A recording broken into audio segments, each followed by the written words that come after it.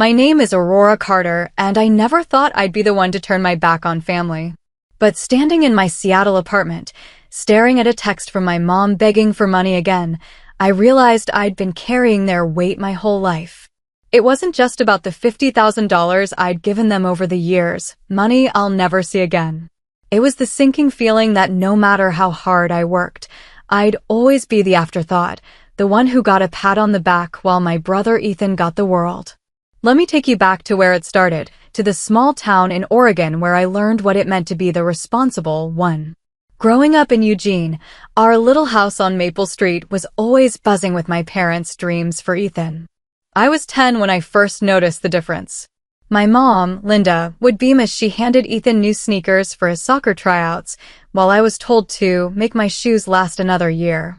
Dad, Tom, a gruff construction supervisor back then, would nod along, his silence louder than any words.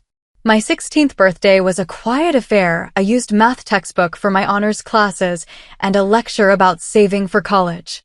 "You're so responsible, Aurora," Mom would say, as if responsibility was my only gift. Meanwhile, Ethan's 16th rolled around, and they threw him a party at a Portland hotel, complete with a shiny new guitar he'd abandon a month later. "Ethan needs a little extra love," Mom told relatives, her smile dismissing my straight-A report cards like they were expected, unremarkable. I internalized it early. My job was to be the steady one, the one who didn't need coddling. While Ethan's B-minuses earned him pizza parties, my academic awards got a distracted, "Good job, honey." I'd lie awake in my cramped bedroom, staring at the ceiling, wondering why my efforts never seemed to count. Dad would occasionally slip me a $10 bill after a big achievement, his eyes avoiding mine, like he knew it wasn't enough, but couldn't bridge the gap. It wasn't about the money, it was about feeling seen. Ethan, with his easy charm and endless excuses, soaked up their attention, while I was left piecing together their approval like scraps from a table. Those years shaped me, but they also planted a seed of resentment I didn't fully understand until much later, a seed that would grow into the moment I finally said no. College was supposed to be my escape, a chance to build something for myself. I chose the University of Washington in Seattle, scraping together scholarships and working nights at a campus coffee shop to cover what was left. 30 hours a week steaming lattes, plus late-night study sessions, left me bone-tired but proud. I was making it on my own. Meanwhile, Ethan enrolled 3 years later, and my parents paid his full tuition, set him up in a fancy dorm near Pike Place Market, and sent him monthly checks that dwarfed my earnings. When I asked Mom why, her voice was sharp. "You've always been good with money, Aurora. Ethan needs the support to focus on his studies." His studies, I later learned, included skipping classes to jam with his band. After graduation, I stayed in Seattle, landing a job at Pierce & Associates, a respected accounting firm. My first apartment was a shoebox in Capitol Hill, barely room for a mattress and a folding desk, but it was mine, earned through late nights crunching numbers and proving myself. I climbed the ranks, each promotion a small victory against the voice in my head that said I wasn't enough. But then the calls started. Mom's voice, tight with urgency. "We're behind on the mortgage, Aurora. Just $5,000 to catch up." I sent it, dipping into my savings, thinking it was a one-time thing. Then came Ethan's emergency $2,000 for a new amp for his gigs. I sent that too, canceling a weekend trip with my friend Sarah to afford it. Dad would mumble thanks, but repayment? That was always coming soon. I told myself it was what family did, even as my dreams of a down payment on a place of my own slipped further away. Every transfer felt like a betrayal of my own future, but their guilt trips, "We're family, Aurora," kept me hooked. I was 25, building a life, but already their safety net, and the weight of it was starting to crush me. Grandma Maggie was my safe haven. In her cozy Eugene cottage, surrounded by her wildflower garden, she saw me in a way my parents never did.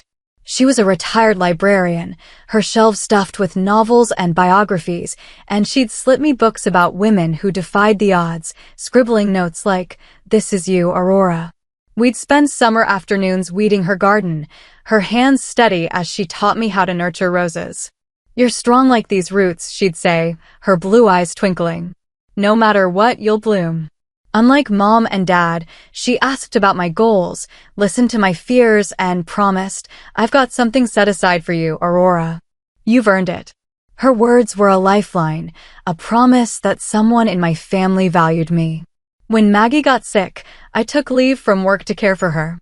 I'd drive down from Seattle to organize her meds, cook her favorite chicken noodle soup, and read her passages from her beloved Jane Austen novels. Ethan showed up once or twice, charming her with his grin, but it was me by her bedside, holding her hand as she whispered, "You're my pride, Aurora." Her death hit me like a wave, raw and heavy. I flew to Eugene, expecting to grieve with my family, clutching memories of our garden days and her promises. I thought her will would be a final nod to our bond, a tangible sign of her faith in me. Instead, it became the moment everything I believed about my family unraveled, exposing a betrayal I never saw coming. The funeral was held at Maggie's little church in Eugene, filled with the scent of lilies and memories of her singing hymns off-key. I sat in the front pew, tears stinging as neighbors shared stories of her kindness. Many hugged me, saying, "Maggie was so proud of you, Aurora." Their words warmed me, reinforcing her promise that she'd taken care of me in her will. 3 days later, we gathered at the office of Maggie's lawyer, Mr. Harold Grayson, in a wood-paneled room overlooking downtown Eugene.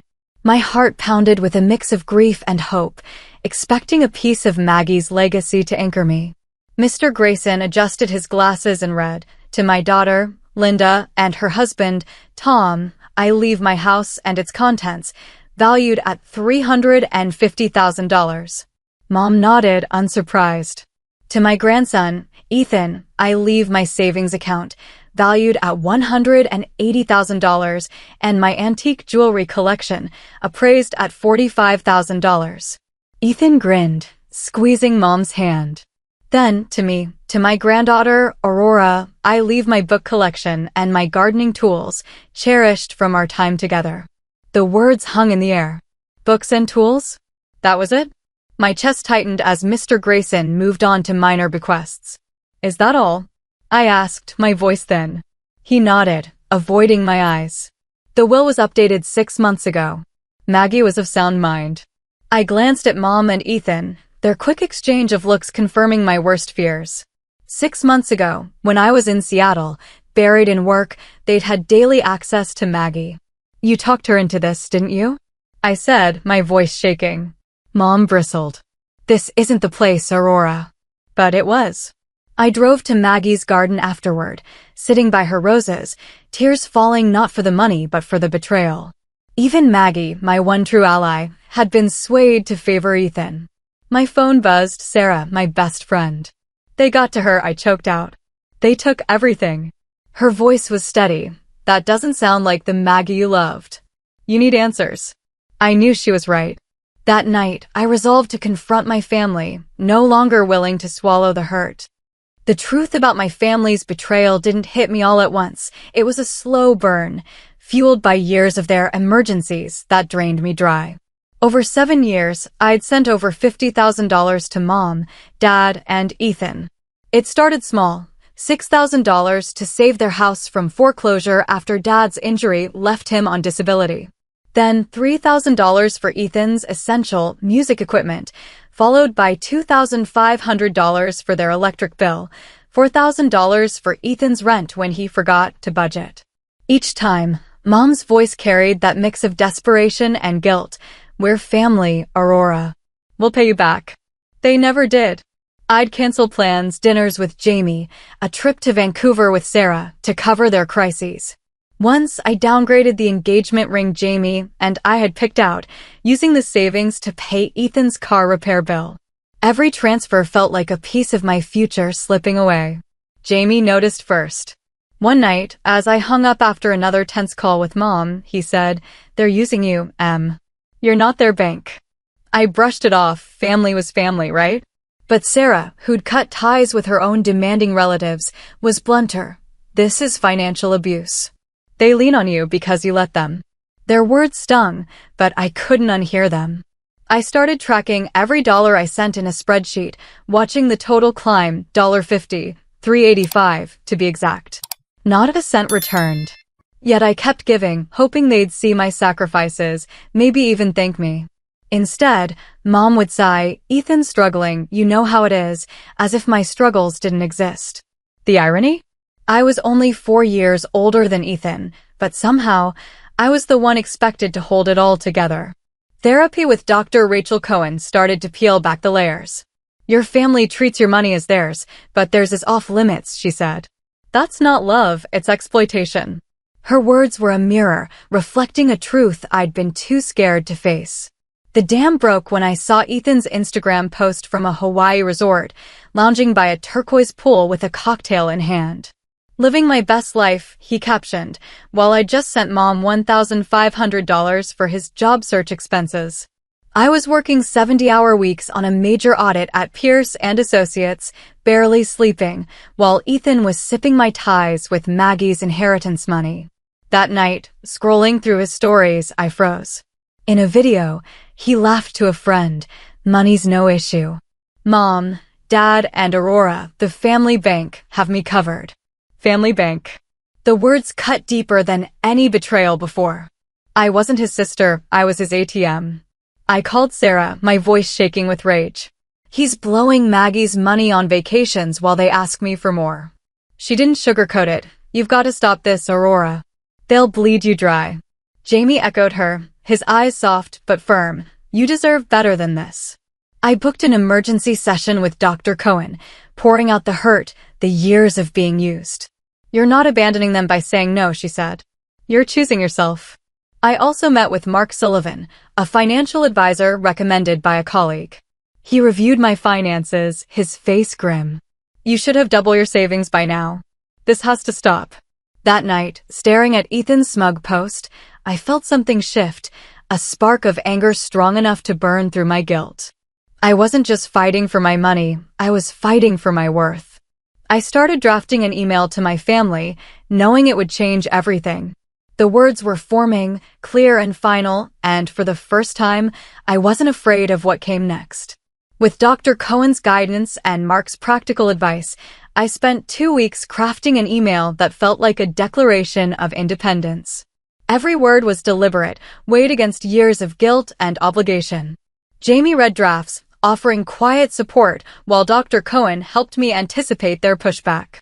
The final version was simple but unyielding.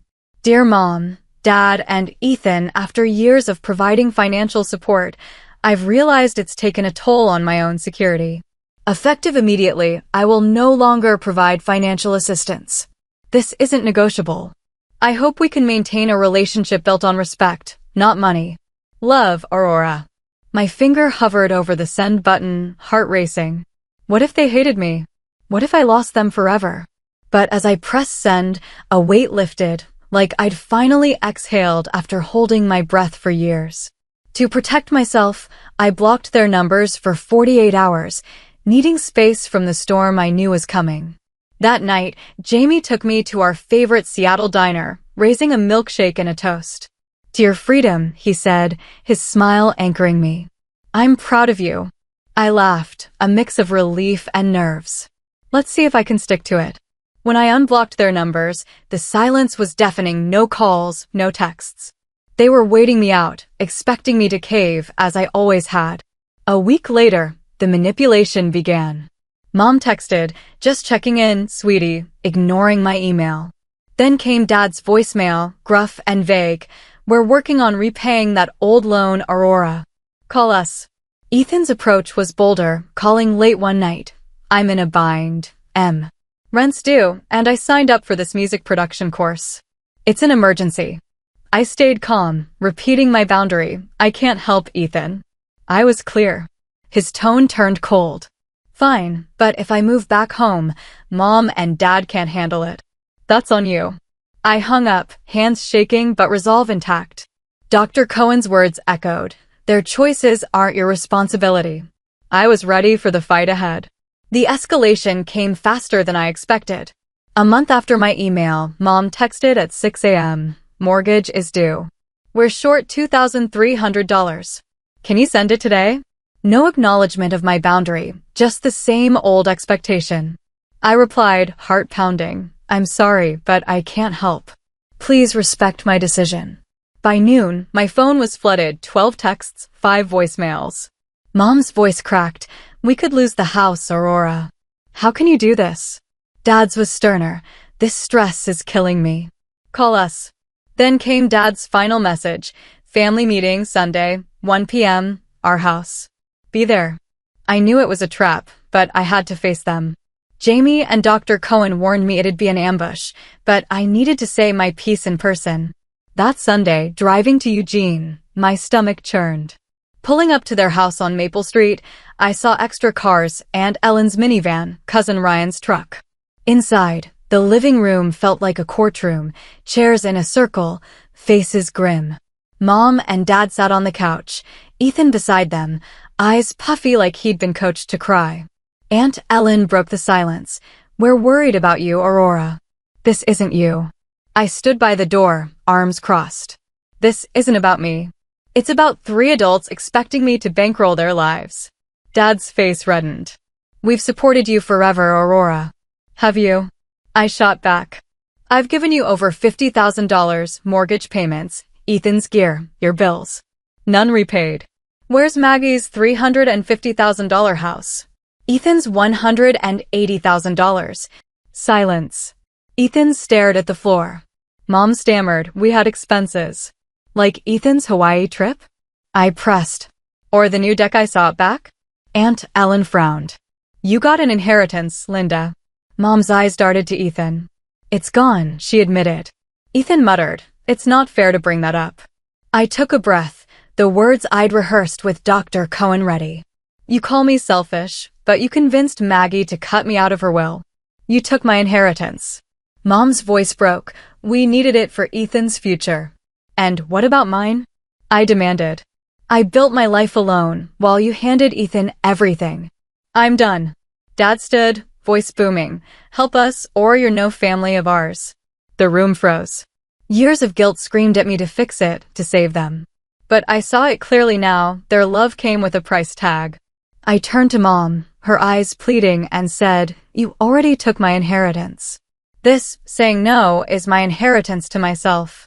I walked out, their silence louder than any argument, my heart steady as I drove back to Seattle, free at last.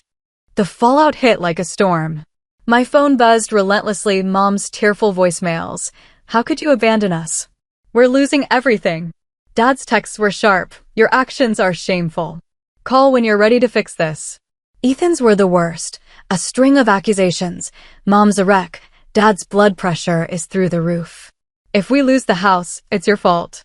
He posted on social media, a vague jab about family who choose money over love, painting me as the cold sister who ditched them. Relatives chimed in, some curious, others scolding. Aurora, family helps family. What's going on? I didn't engage, forwarding the post to Dr. Cohen, who said, this is manipulation. Stay strong. I blocked their numbers again, setting email filters to manage the flood, and leaned on my support system. Jamie brought pizza and listened as I vented. Sarah called, sharing her own story of cutting off her family. It hurts, but you're not the villain. Then came a surprise. Aunt Ellen called. Don't hang up, Aurora, she said.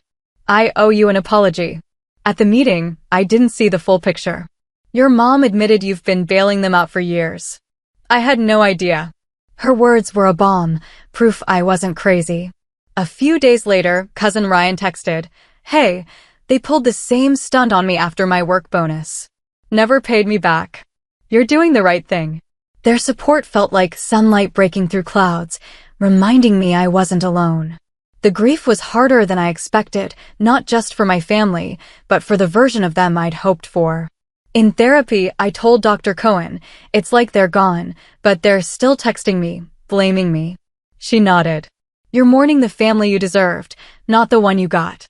Journaling helped, each page a step toward clarity. My family scrambled, Ethan moved back home, his inheritance spent. Aunt Ellen said Mom and Dad took a high-interest loan to save the house, a band-aid on their deeper issues. They still saw me as the bad guy, blind to the years I'd carried them. But with every day I held my boundary, the guilt faded, replaced by a quiet strength I hadn't known I had. 6 months later, I stood in my new Seattle apartment, sunlight streaming through windows I'd earned. The two-bedroom in Fremont, with its view of the Puget Sound, was more than a home. It was a symbol of my freedom. My promotion to senior financial analyst at Pierce and Associates had come with a raise, letting me rebuild my savings with Mark's guidance. Every piece of furniture, from the cozy sectional to the bookshelves holding Maggie's novels, felt like a choice, not a compromise. Jamie leaned against the kitchen counter, sipping coffee, his grin warm. "You did this, he said. I smiled, the weight of years finally gone. My relationship with Jamie had grown stronger through the chaos. He'd been my anchor, never pushing but always there, whether cooking dinner after a long day or reading my email drafts. Tucked in my desk drawer was a ring I'd bought to propose to him, a promise of the future we'd build together. My family, though, was a different story. After months of silence, I met Mom and Dad at a neutral coffee shop in Seattle, Jamie nearby for support. They looked worn, Mom's eyes lined with stress, Dad's shoulders slumped. They'd sold the Eugene house, too costly without my help, and moved to a modest townhouse. Mom had taken a part-time job at a bookstore, her first in decades. "It's not easy," she said, a flicker of pride in her voice. "But it helps." I set clear rules, no money talk, only scheduled calls, or I'd cut contact again. They nodded, maybe out of necessity, maybe because they were starting to see the damage they'd caused. Ethan's path was rockier. With his inheritance gone, he moved back home, then found a job as a barista at a local cafe. It wasn't glamorous, but it was his longest gig yet. One day, he texted, "Got a raise today. Did it myself." It was small, but a sign he might be learning. Our relationship was still tense, his identity tied to being the favored child. My saying no had shaken that, and healing would take time. Surprisingly, Aunt Ellen and Ryan became my rocks.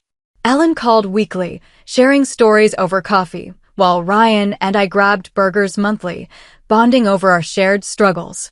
Maggie's books and gardening tools, once a painful reminder, now sat proudly in my home, a testament to her belief in me. I'd started dreaming bigger, too. With my finances stable, I was planning a financial coaching business to help women like me escape toxic family dynamics. "You'd be incredible," Jamie said, squeezing my hand. "You've lived it." The risk scared me, but it felt right, a way to turn my pain into purpose. My inheritance wasn't money, it was the courage to say no, the strength to choose myself. To everyone who's followed my story, thank you for walking with me through the hurt, the fight, and the freedom. If this resonated, hit subscribe and join us. Every choice you make to stand up for yourself is a step toward your own legacy. Share your story below, and let's keep building lives we're proud of together.